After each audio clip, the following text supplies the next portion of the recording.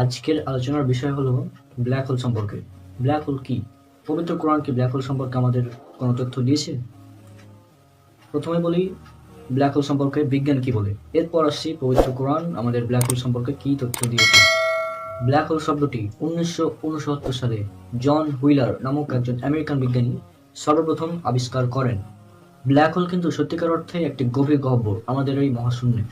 এই black hole মহাবিশ্বের অস্তিত্ব ও প্রকৃতি বিষয়ক একটি বহুল প্রচলিত ধারণা। অষ্টাদশ শতাব্দীতে প্রথম তৎকালীন মহাকর্ষের ধারণার ভিত্তিতে কৃষ্ণ বিবরের অস্তিত্বের বিষয়টি উদ্ভাবিত হয়।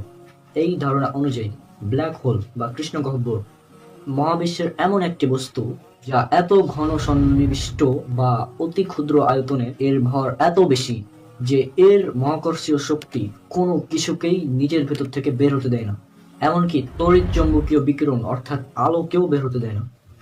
প্রকৃতপক্ষে এই স্থানে সাধারণ মহাকর্ষীয় বলের মান এত বেশি হয় যে এটি মহাবিশ্বের অন্য সকল বলকে অতিক্রম করে ফেলে, ফলে এর ভেতর থেকে কোনো কিছুই পালাতে পারে না, এমনকি আলো পর্যন্ত এর ভেতর থেকে বের হতে পারে না। সাধারণ ভাষায় প্রচণ্ড মহাকর্ষের ফলে একটি তারকা বা তারা চুপসে গিয়ে, অর্থাৎ একটি তারার মৃত্যু ঘটলে এই ব্ল্যাক হোল বা কৃষ্ণ গহ্বর এর সৃষ্টি হয়। আমাদের এই বিশ্বব্রহ্মাণ্ডে বা এই মহাবিশ্বে ব্ল্যাক হোলের মাধ্যাকর্ষণ শক্তি এবং মহাকর্ষ শক্তি সবচেয়ে বেশি। এখন এখানে তারার মৃত্যু বলতে একটি তারা যখন ধ্বংস হয়ে যায়, অর্থাৎ আমরা জানি মহাবিশ্বে সব কিছুরই একটা সৃষ্টি এবং ধ্বংস আছে, তো এই তারা যখন ধ্বংস হয়ে যায় তখন এই ব্ল্যাক হোলের সৃষ্টি হয়। তারার ধ্বংস হয়ে যাওয়ার কারণেই এই ব্ল্যাক হোলটির সৃষ্টি হয়। সাধারণ কথায় তারার মৃত্যু ঘটলে ব্ল্যাক হোলের সৃষ্টি হয়। আমাদের মহাবিশ্বে ব্ল্যাক হোলের শক্তি, মহাকর্ষীয় শক্তি এবং মাধ্যাকর্ষণ শক্তি সবচেয়ে বেশি। সুতরাং এই কারণেই এই ব্ল্যাক হোল এর আশেপাশে থাকা নক্ষত্র, গ্রহ সবকিছুকে নিজের ভেতর টেনে নেয়, আর এর ভেতর থেকে কোনো কিছু বের হতে পারে না, এমনকি আলো পর্যন্ত এর ভেতর থেকে বের হতে পারে না, যেখানে আলোর বেগ হচ্ছে 3 × 10⁸ বা 3 লক্ষ কিলোমিটার প্রতি সেকেন্ডে। এত প্রচন্ড বেগে যাওয়ার পরেও আলো এই ব্ল্যাক হোলের ভেতর থেকে বের হতে পারে না। তাহলে চিন্তা করেন ব্ল্যাক হোলটি কতটা শক্তিশালী।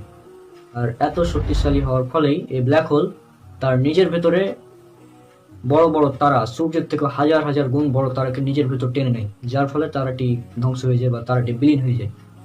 এক কথায় বলা যায়, ব্ল্যাক হোলের কাছে যদি কোনো তারা যায় বা তারার আশেপাশে যদি কোনো ব্ল্যাক হোল থাকে, তাহলে সেই ব্ল্যাক হোল সেই তারাটিকে নিজের ভেতর টেনে নেয়, যার ফলে তারাটি বিলীন হয়ে যায় বা হারিয়ে যায়। এক কথায় বলা যায় এই ব্ল্যাক হোল হলো নক্ষত্র পতন স্থান, অর্থাৎ নক্ষত্রগুলো এই ব্ল্যাক হোলের মধ্যে পড়ে যায়, ফলে এগুলো হারিয়ে যায়। এবার আসি পবিত্র কোরআন আমাদের ব্ল্যাক হোল সম্পর্কে কি বলে। আমি এবার চলে যাব পবিত্র কোরআনের সূরা ওয়াকিয়া, অর্থাৎ 56 নম্বর সূরার 75 এবং 76 নম্বর আয়াতে। أعوذ بالله من الشيطان الرجيم فلا أقسم بمواقع النجوم وإنه لقسم لو تعلمون عظيم আর আমি তারকাদের পতনস্থল সমূহের শপথ করছি, নিশ্চয় এটা এক মহাশপথ যদি তোমরা জানতে। এই আয়াত দুটিতে আল্লাহ তাআলা বলছেন, আমি শপথ করছি নক্ষত্রদের পতন স্থান সমূহের, আর নিশ্চয় এটি একটি মহাশপথ যদি তোমরা জানতে।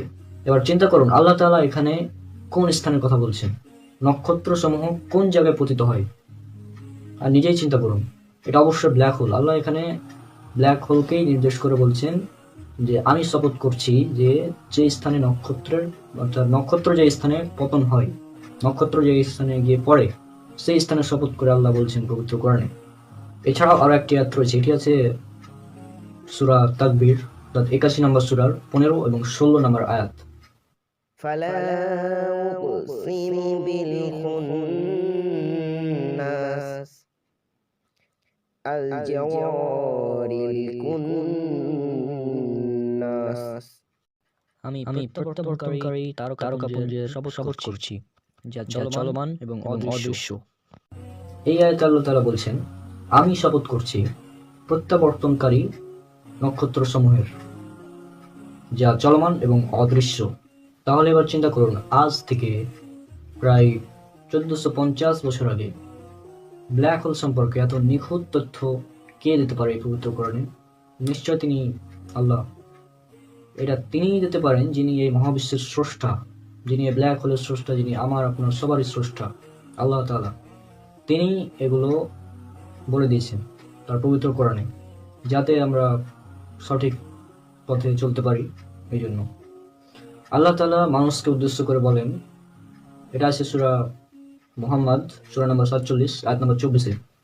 আল্লাহ তাআলা বলেন, আর তারা কি এই কোরআন নিয়ে অনেক চিন্তা ভাবনা এবং গবেষণা করে না, নাকি তাদের অন্তর তালাবদ্ধ?